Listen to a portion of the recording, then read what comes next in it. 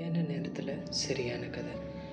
என் கூட படித்தவங்க, என் சீனியர்ஸு, ஜூனியர்ஸுன்னு சொல்லி நிறைய பேர் ஃபாரினில் படிக்கிறாங்க, வேலை பார்க்குறாங்க. இந்தியாவில் படிக்கிறாங்க, வேலை பார்க்குறாங்க. இவங்க யார் கூட சமீப காலத்தில் பேசினாலும் எல்லாரும் என்ன சொல்கிறாங்கன்னா, நான் இது மட்டும் செஞ்சுட்டேன்னா இவங்க வாயை அடிச்சிருவேன், இதை மட்டும் செஞ்சுட்டேன்னா அவங்க ஆசைப்பட்டதை முடிச்சிருவேன் அப்படின்னு சொல்லிட்டு இவங்களுக்காக அவங்களுக்காக அவங்க இப்படி நினைக்கணும், இவங்க அப்படி நினைக்கணும்னு சொல்லி தான் பல விஷயங்கள் செஞ்சுக்கிட்டு இருக்காங்க.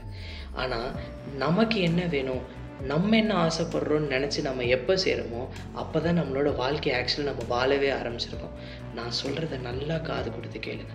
நம்ம குண்டாக இருந்தால் நிறையா சாப்பிட்றோன்னு சொல்லும், ஒல்லியாக இருந்தால் நம்மளுக்கு உடம்பு சரியில்லைன்னு சொல்லும். நல்லா ட்ரெஸ் போட்டால் திமிரு பிடிச்சவன்னு சொல்லும், நல்லா ட்ரெஸ் போடலைன்னா ஏழையான்னு கேட்கும். நம்ம நிறையா வாய் பேசினோம்னா வாயாடின்னு சொல்லும், வாயே பேசலைன்னா தனிமையில் இருக்கும்னு சொல்லும். நம்ம ஜெயித்தோம்னா லக்குன்னு சொல்லும், தோத்தோம்னா நம்ம சோம்பேறின்னு சொல்லும். இந்த உலகம் நம்ம என்ன செஞ்சாலும் ஏதாச்சும் ஒன்று சொல்லிக்கிட்டே தான் இருக்கும்.